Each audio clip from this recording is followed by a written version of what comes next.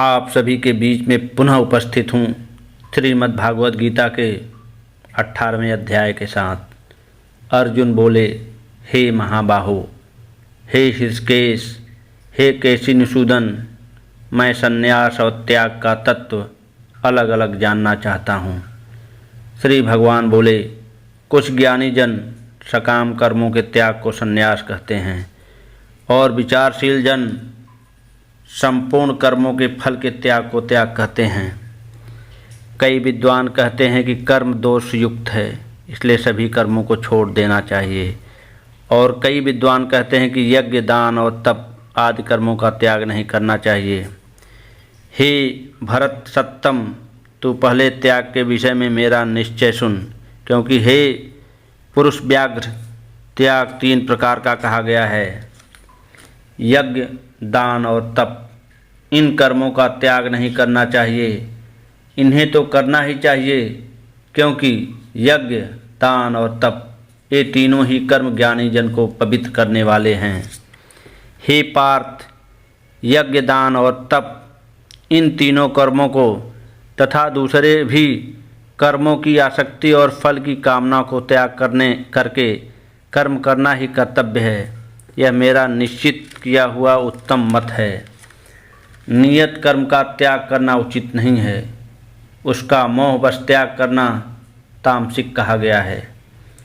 जो मनुष्य कर्म को दुख समझकर शारीरिक कष्ट के भय से उसे त्याग देता है, वह पुरुष राजसिक त्याग करके भी त्याग के फल को प्राप्त नहीं करता है। हे अर्जुन, नियत कर्म करना ही कर्तव्य है। ऐसा समझकर जो कर्म आसक्ति और फल को त्याग करके किया जाता है, वही सात्विक त्याग माना गया है। जो पुरुष अकुशल यानी कि अशुभ कर्म से द्वेष नहीं करता और कुशल यानी कि शुभ कर्म में आसक्त नहीं होता, वह सत्वगुण से युक्त पुरुष संशय रहित ज्ञानी और त्यागी है। क्योंकि देहधारी मनुष्य के द्वारा पूर्ण रूप से कर्मों का त्याग करना असंभव नहीं है, इसलिए जो कर्मफल का त्यागी है वास्तव में वही त्यागी है, ऐसा कहा गया है। कर्मफल का त्याग न करने वाले मनुष्यों को इष्ट, अनिष्ट या मिश्रित ये 3 प्रकार का कर्मफल मरने के बाद मिलता है, जो कि कर्मफल का त्याग करने वाले प्राणियों को कभी नहीं मिलता है। हे महाबाहो, सभी कर्मों की सिद्धि के लिए 5 कारण सांख्य सिद्धांत में कहे गए हैं, जिनको तुम मुझसे अच्छी तरह समझ। कर्मों की सिद्धि में कर्म करने के लिए आश्रय यानी शरीर, कर्ता और अनेक प्रकार की इंद्रियाएं एवं विभिन्न प्रकार की अलग अलग चेष्टाएं तथा 5वां कारण दैव है। मनुष्य अपने शरीर, वाणी और मन से जो भी उचित या अनुचित कर्म करता है, ये ही उसके 5 कारण हैं। अशुद्ध बुद्धि होने के कारण जो पुरुष केवल शुद्ध आत्मा को ही कर्ता समझता है, ऐसा मलिन बुद्धि वाला ज्ञानी पुरुष सत्य को नहीं देखता। जिस पुरुष में अहंकार का भाव नहीं है और बुद्धि किसी गुण दोष से लिप्त नहीं है, वह पुरुष इन सभी प्राणियों को मारकर भी वास्तव में न मारता है और न पाप से बंधता है। ज्ञान, ज्ञेय, ज्ञाता ये 3 कर्म के प्रेरक हैं, और करण, कर्म और कर्ता ये 3 प्रकार के कर्म संग्रह हैं। गुण संख्या शास्त्र में गुणों के भेद के अनुसार ज्ञान, कर्म तथा कर्ता के 3 भेद कहे गए हैं। इन्हें भी तुम मुझसे यथार्थ रूप से सुनो। जिस ज्ञान से सभी अलग अलग प्राणियों में एक अविनाशी परमात्मा को देखा जा सकता है, उस ज्ञान को तुम सात्विक जानो। जिस ज्ञान से मनुष्य सभी प्राणियों में अलग अलग भावों को अलग अलग जानता है, उस ज्ञान को तुम राजसिक जानो। जिस ज्ञान से मनुष्य एक ही कर्म रूपी शरीर में आसक्त हो जाता है तथा जो युक्ति रहित, वास्तविक ज्ञान से रहित और तुच्छ है, उसे तामसिक कहा गया है। जो कर्म शास्त्र विधि से नियत और कर्तापन के अभिमान से रहित है तथा फल को न चाहने वाले मनुष्य के द्वारा बिना किसी राग द्वेष से किया गया है, वह कर्म सात्विक कहा गया है। परंतु जो कर्म भोगों को चाहने वाले मनुष्य अथवा अहंकार युक्त पुरुष द्वारा परिश्रम पूर्वक किया जाता है, वह राजसिक कहा गया है। जो कर्म परिणाम, हानि, हिंसा और सामर्थ्य का विचार न करके केवल मोहवश आरंभ किया जाता है वह कर्म तामसिक कहा जाता है। जो कर्ता आसक्ति रहित, झूठे अहंकार से रहित, धैर्य उत्साह से पूर्ण, सिद्धि और असिद्ध से निर्विकार है वह सात्विक कहा जाता है। जो कर्ता आसक्ति युक्त, कर्म फल की इच्छा वाला, लोभी, हिंसा के स्वभाव वाला, अशुद्ध और हर्ष शोक से ग्रस्त है वह राजसिक कहा गया है। जो कर्ता कर्तव्य के प्रति असावधान, असभ्य, घमंडी, कपटी, उपकार के बदले विघ्न डालने वाला, आलसी, दुखी और आज का काम कल पर टालने वाला है उसे तुम तामसिक समझ। हे धनंजय, अब तू 3 प्रकार के गुणों के अनुसार बुद्धि और धृति के भेद को मुझसे अलग अलग रूप में सुन। हे पार्थ, जो बुद्धि प्रवृत्ति और निवृत्ति को, कर्तव्य और अकर्तव्य को, भय और अभय को तथा बंधन और मोक्ष को जानती है वह बुद्धि सात्विक है। हे पार्थ, जिस बुद्धि के द्वारा मनुष्य धर्म और अधर्म को तथा कर्तव्य और अकर्तव्य को भली भांति नहीं जानता वह बुद्धि राजसिक है। हे पार्थ, जो बुद्धि तमोगुण से घिरी हुई है, अधर्म को धर्म समझती है और संपूर्ण चीज़ों को विपरीत मान लेती है वह तामसिक बुद्धि है। हे पार्थ, जिस अव्यभिचारिणी धारणा शक्ति से योग द्वारा मनुष्य मन, प्राण और इंद्रियों की क्रियाओं को धारण करता है वह धृति सात्विकी की है। हे अर्जुन, फल की इच्छा से आसक्तिपूर्वक मनुष्य जिस धृति के द्वारा धर्म, अर्थ और काम को धारण करता है हे पार्थ वही धृति राजसिक है। हे पार्थ, दुष्ट बुद्धि वाला पुरुष जिस धारणा शक्ति के द्वारा स्वप्न, भय, शोक, विषाद और मद को नहीं त्यागता वह धृति तामसिक है। हे भरत, अब तो 3 प्रकार के सुख को मुझसे सुन। जिस सुख में साधक भजन, ध्यान और सेवा के अभ्यास में रमता है और जिससे उसके दुखों का अंत हो जाता है, जो सुख प्रारंभ में विष के समान किंतु परिणाम में अमृत के समान है, वह आध्यात्मिक बुद्धि के प्रसाद से उत्पन्न होने वाला सुख सात्विक कहा गया है। जो सुख इंद्रियों के विषयों के साथ संयोग से मिलता है वह पहले तो अमृत की तरह लगता है किंतु उसका परिणाम विष की तरह होता है, ऐसा सुख राजसिक कहा गया है। जो सुख प्रारंभ और अंत में आत्मा को मोहित करने वाला होता है वह निद्रा, आलस्य और प्रमाद से उत्पन्न हुआ सुख तामसिक कहा गया है। पृथ्वी में या स्वर्ग में अथवा देवताओं में तथा इसके अतिरिक्त कहीं भी ऐसी कोई वस्तु नहीं है जो प्रकृति से उत्पन्न इन तीनों गुणों से मुक्त हो। हे परम तप, ब्राह्मण, क्षत्रिय, वैश्य और शूद्रों के कर्म स्वभाव से उत्पन्न हुए गुणों के द्वारा विभक्त किए गए हैं।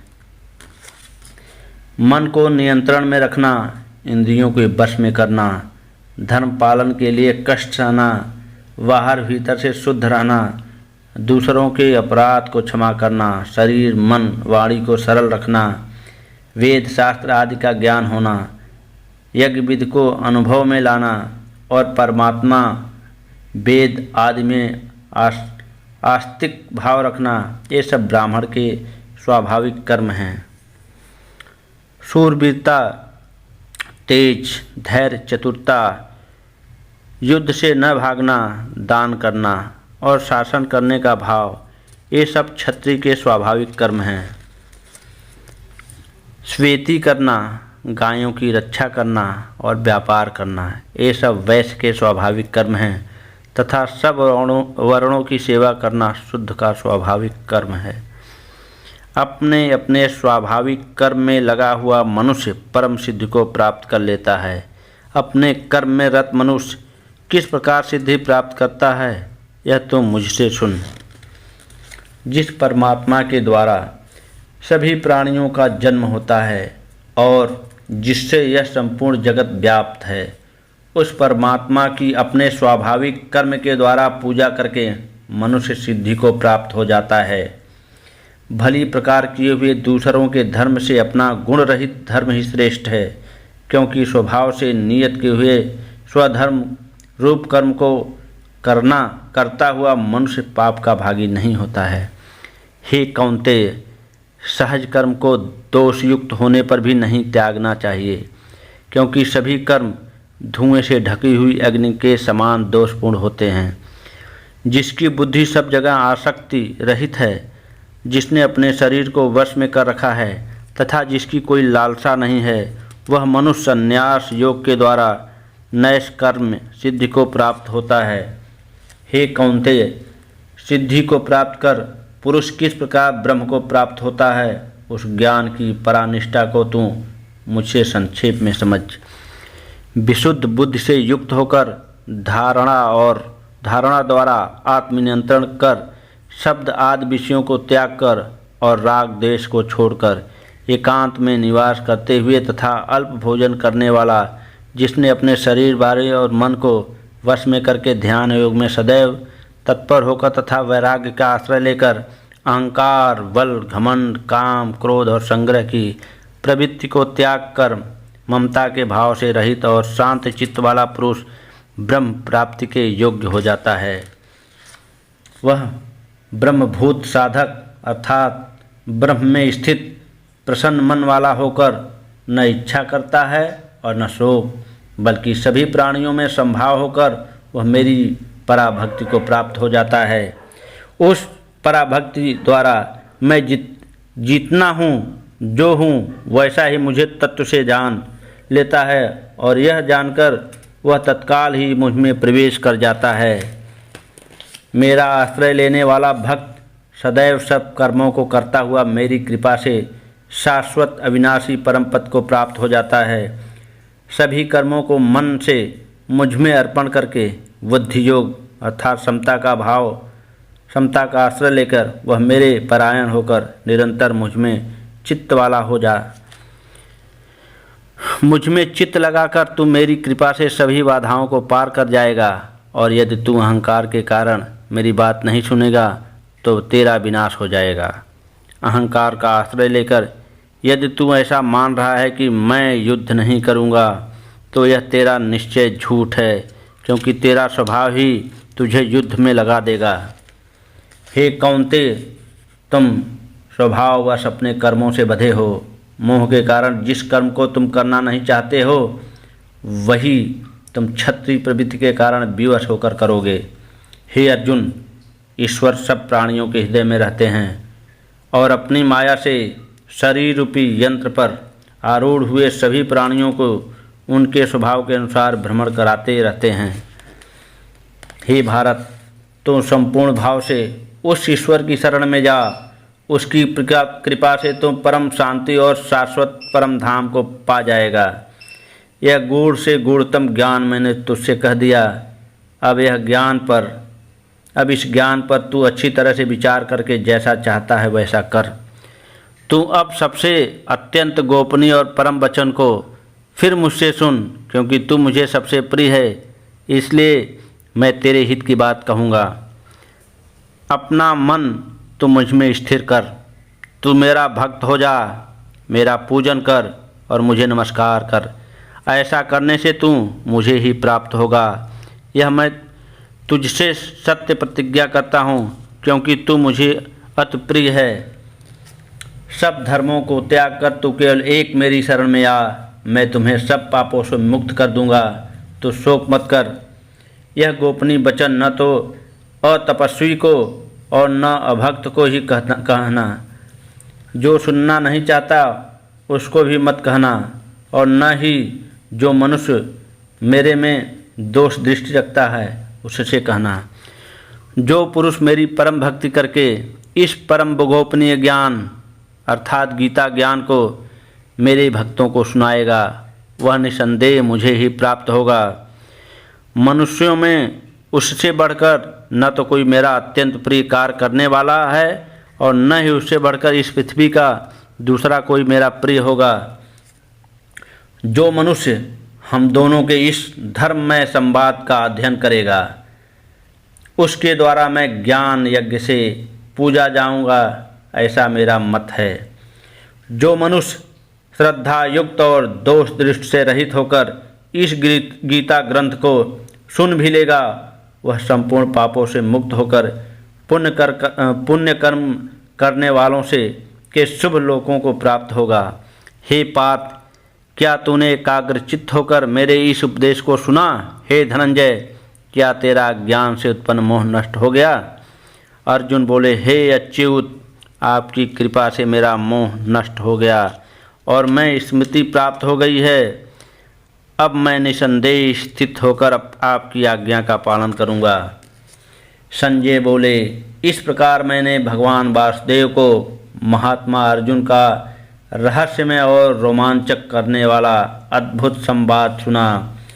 व्यास जी की कृपा से दिव्य दृष्टि पाकर मैंने स्वयं इस परम गोपनीय योग को साक्षात योगेश्वर श्री कृष्ण के मुख से कहते हुए सुना है। हे राजन, भगवान केशव तथा अर्जुन के इस पवित्र और अद्भुत संवाद को बारंबार स्मरण करके मैं बार बार हर्षित हो रहा हूँ। हे राजन, भगवान श्री कृष्ण के उस अत्यंत अद्भुत विराट रूप को याद कर करके मुझे बड़ा भारी आश्चर्य हो रहा है और मैं बार बार हर्षित हो रहा हूँ। हे राजन, जहाँ योगेश्वर श्री कृष्ण हैं और जहाँ धनुषधारी अर्जुन हैं, वहीं पर श्री विजय विभूति और अचल नीति है, ऐसा मेरा मत है। इस प्रकार श्रीमद्भागवत गीता का अध्याय 18 समाप्त होता है। ओम श्री परमात्मने नमः। ओम श्री परमात्मने नमः। ओम श्री परमात्मने नमः।